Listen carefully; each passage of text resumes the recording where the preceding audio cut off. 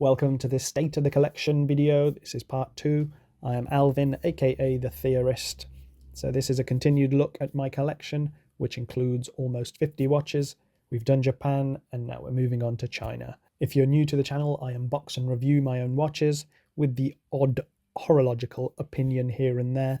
I've been doing the same thing on my blog for almost 5 years, writing about my watches, unboxing. I look at various issues relating to the watch life, psychology, philosophy, and random stories and ideas. If you love watches, the link is below, check it out. Today we're staying in the East with 9 Chinese watches that are in my collection.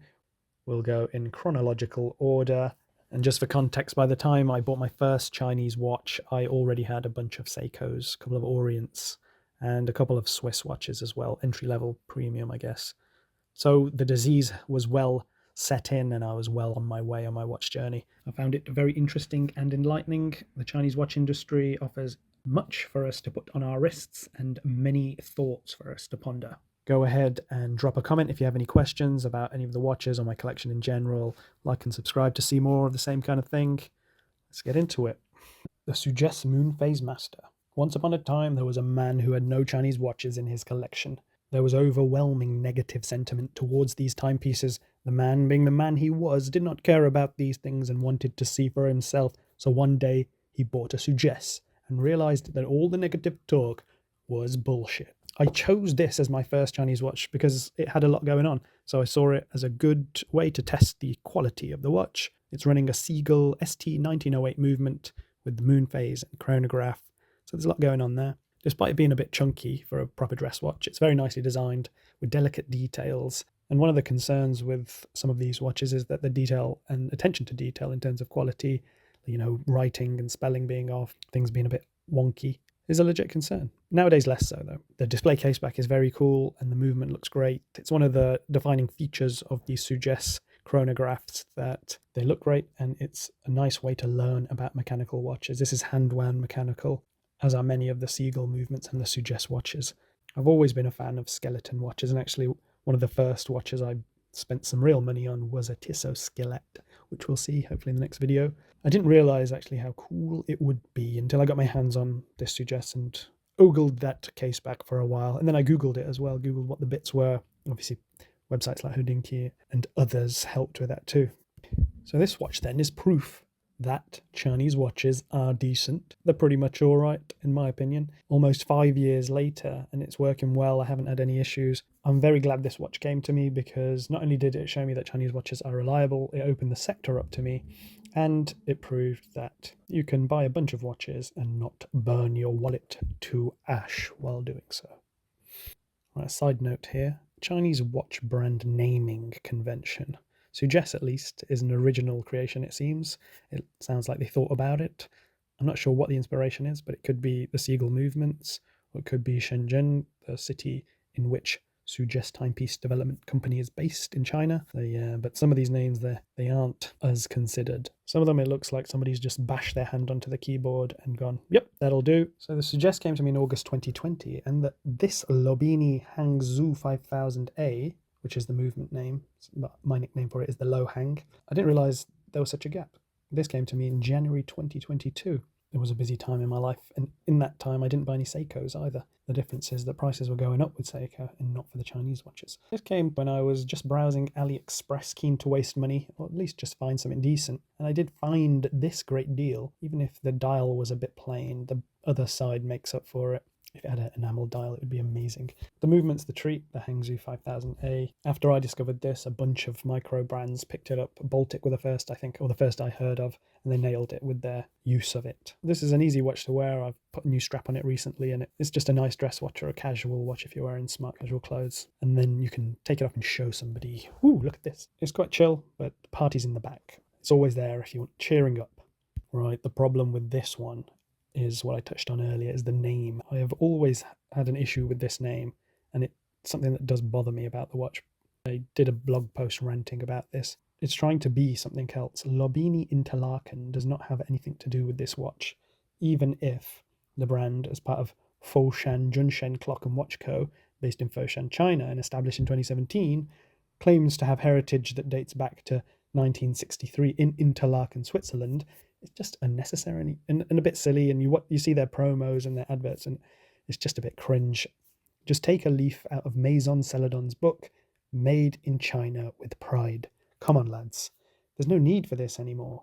Sugess Panda 38mm, August 2022. So the Moon Phase Master was popular with the affordable watch crowd in the early days, and this is the other one that brought up the Chinese watch scene and actually was the original in terms of the movement, which is the Siegel 1963 bi-compax chronograph movement.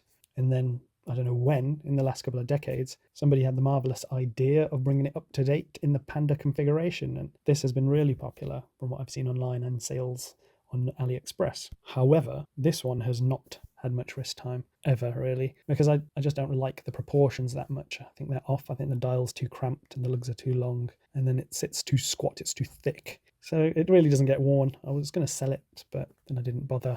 I might give it away. It's not bad, obviously, but it's just my personal preference that I don't believe that they've done the best job packaging this. And then you turn it around and you see that the movement is squashed into it as well. I'll compare the 38 and the 40 on camera shortly, but I did a blog post comparing the two, and the 40mm came out the winner.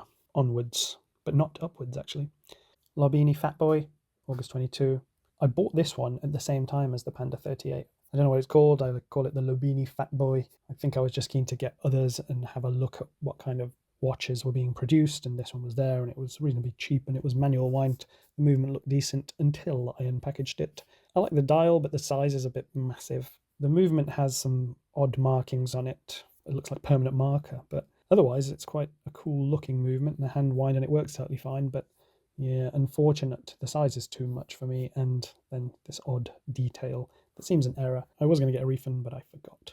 That's how I was doing at the time. That was my vibe. I just had money to burn, and I did. This might be another one I give away, actually. I think I need to create a proper format for giving this away, but let's see. I suppose we'll do a giveaway. We get to 1,000 subscribers, so in 2029 maybe. Aesop Tourbillon, June 2023. This is where things get interesting. But first, a sad story. In early 2022, I bought a Sugess Tourbillon enamel dial. A pretty goddamn beautiful tourbillon. Coaxial it was. And when I packaged it, I was like, this is so nice. I think it cost 490 odd quid. And I was like, damn, it's okay, it's worth it because it's nice. Until I checked it and it was running fast. And I was heartbroken and disappointed, but not surprised actually. It was too much to ask maybe. It was a shame, but thankfully no issues with the return and refund. All of that was very easy. So that was comforting in itself actually, because it's quite a big purchase from AliExpress. So to get that refund sorted with no bother was really good. And it provided comfort for continuing to buy from there. Pros and cons. I was put off buying a tourbillon for sure, but in June 2023, I saw this, and the price was reasonable. I think it was £265 or thereabouts. So I thought, why not? We'll give it a try. It's less outlay in the first place, so it doesn't hurt as much if something goes wrong as well. But I was skeptical. Now, when I drive with this watch on, sometimes it catches my eye and I almost crash. It's a superb piece. I only wish it had the enamel dial, but for this price, you're not going to get one, I don't think. However, it's another Chinese watch that has surpassed my expectations, not only in the joy that it's brought, but the fact that it's still working. It's one of the most controversial ones when people think about Chinese watches, Chinese tourbillons. Oh, it's not good quality, it's this, that, and the other. It just is what it is. If you want one, buy one and enjoy it.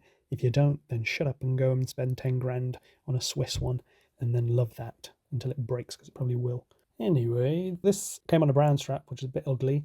Put the blue one on and it's dressed it down a bit so I wear it casually with plain t-shirts and jeans. It is fun to wear. I enjoy wearing this.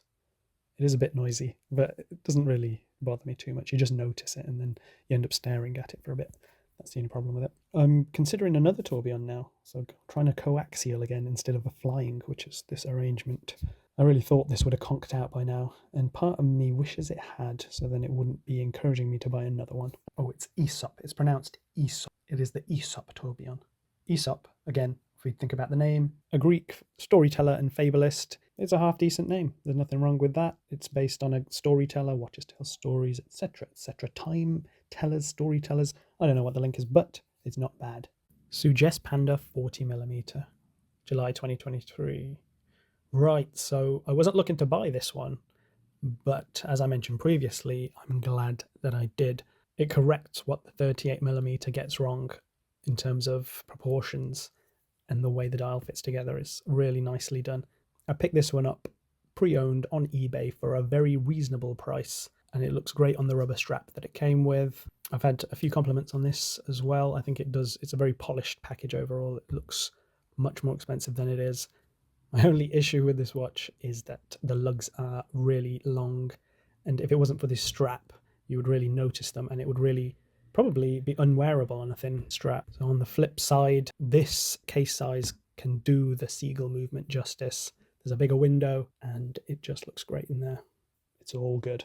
Maison Celadon Imperial Plum, July 2023. I almost missed this one out because it's not kept with the Chinese watches. It's kept in the premium watch box, which tells you how much I like it and how good it is. It is, because this is a cracker of a watch. Maison Celadon are actually based out of Singapore, but their slogan is "Made in China with Pride." Their founder, Benjamin Chi, is very keen on using Chinese artisans to make his watches, and some of their higher end watches are absolutely stunning enamel pieces. Works of art, really. This isn't far off, and it's much less expensive. It's quite fancy, this one. It's got a guilloche dial in the Chinese Imperial Plum style. There's lovely blue hands, and that case, the curves are very nice, and it sits on the wrist very well. This one I somehow found on Chrono24 for half retail price. It's the only one I've ever seen on there, so I bought it. This gets regular wrist time, and it makes me feel like a grown-up when I wear it. I think it's also got something to do with me gravitating towards dress watches. Maybe it's because I'm getting old, but I think this and the Cartier have really changed the way I look at some watches. It's a size thing as well, I guess. This is one of my faves at the moment, for sure. So that was a good couple of months, but that was it in terms of buying Chinese watches for 2023. Pierre Paulin, April 2024. Now this was a nice surprise, and it's another example of why the Chinese watch industry is important. If you want a jumping hour watch from a Swiss brand, you're looking at thousands of your currency. Here, using the Seagull ST17 movement, it's simply hundreds of your currency. Well, when I say your currency, obviously it's dollars, pounds, euros, not to rupees, apologies. A bargain, anyway. And what a dial it is as well. The detail, the finish is really nice. This one in particular has a salmon dial with the blue hand. It's just a really well finished dial, and the whole watch really. My only concern with this is that the hour window is a little bit small to see on the fly quickly. That might just be me getting old. You can't have it all. So Pierre Paulin are a sub-brand of Mercer, a Chinese watch company based in Beijing, registered under the name Beijing Time Unlimited Technology Co. Onto the name for this one, Pierre Paulin, not a bad name. And it seems to be based after a French furniture designer from a few decades back, which is fair enough. Mercer is German for Mercury, also fair enough. And this watch in particular, you can find variations of it under the Mercer brand as well. There's loads of choice in terms of colour and straps and whatnot. This watch and movement are a fantastic way for regular watch fans to experience complications that weren't previously available. So we have a jumping hour, a micro rotor, and a tourbillon in the collection, thanks to Chinese watchmakers. It's insane, really. Also, bringing some further shining light towards Chinese watches is the latest collaboration between Maine and YouTube legend Nico Leonard, and he's released a new watch, and it's running a jump hour, the Seagull ST17 movement, which is testament to Chinese watches and Seagull and their movements, because Nico Leonard obviously does not suffer any fools. He'll tell you how it is, so I'm pretty sure he wouldn't want anybody talking trash about his watch. Snobs will be snobs, but you know, at the end of the day, they can do one. Proxima PX 1690, February 2025. Okay, so last but not least is the Proxima. This was my first purchase of 2025. So far, I have bought 4 watches with 2 received, 1 on the way, 1 on a wait list. No, it's not a Rolex.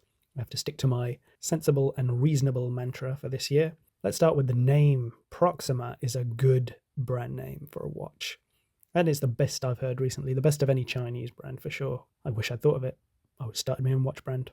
It means nearest or next, I think, and it might be familiar because Proxima Centauri is the nearest star to Earth after the Sun, located 4.25 light years away. Facts. Science facts. The watch is a tidy little steel number, a really good size on my wrist, and it just feels like good quality. It's got heft, it's got some good weight to it. I struggle with titanium watches because I feel like I want them to be heavy and they're not. Ceramic's a bit different because you expect it. It looks light, it looks sporty, but titanium, I'm not sure about it yet. Although Grand Seiko's obviously. Anyway, I digress. The dial is what this watch was about. So I was after a 369 dial. I think the Rolex Oyster Perpetual 36mm reference 116000 is one of the best dials on earth. It's 369 with the logo at 12 o'clock. I love a logo at 12. It balances out a whole dial so well. But obviously I could not afford a Rolex, and I don't want a Rolex Explorer, even though this watch is Rolex Explorer 1 themed. It's like the polar version that the Rolex fans have been after, but Proxima gave it to us, so thanks Proxima. It's really nice to wear. I was very impressed, and it has a quick slide micro adjust, which even my Explorer 2 doesn't have. A review on that coming soon. Yeah, I was really impressed with this, and I will be buying another Proxima. Wish I could buy the company. The size is 37mm on this. It's really good. It fits really well. My only issue with this watch is that the crown isn't signed, much like many a Seiko, but never mind. I suppose I can't have it all for £130. And that wraps up my Chinese watch section of the collection. Chinese watches have come a long way then since I got involved 5 years ago. They had a lot of fans before that. I think the various YouTube channels in the last few years have done a lot to help, as I have tried to do on the blog, just telling it how it is and reducing the myths out there. One thing missing from Chinese watches in general is a sense of brand and story that we watch fans do like to have. Seagull have their story, the 1963. Sugess on the back of that have been around a while. Peacock as well, a brand that I don't own but are quite big over in China. I'm sure there are others that I haven't heard of. There are probably a few with pedigree that the language barrier doesn't allow us to get to know well enough. But recently, saying that, my ventures onto the internet have shown me that their websites are improving, so there is more information available in general. I hope this video was interesting and helpful for those thinking about pulling the trigger on a Chinese watch. I'd like to hear about your experiences with Chinese watches, good or bad. And if you have any questions, let me know. Drop them in the comments below. Subscribe for more news and the last couple of parts of the watch collection. It will be Swiss watches and then stragglers, of which there are a bunch. Thanks for watching. Have a good one.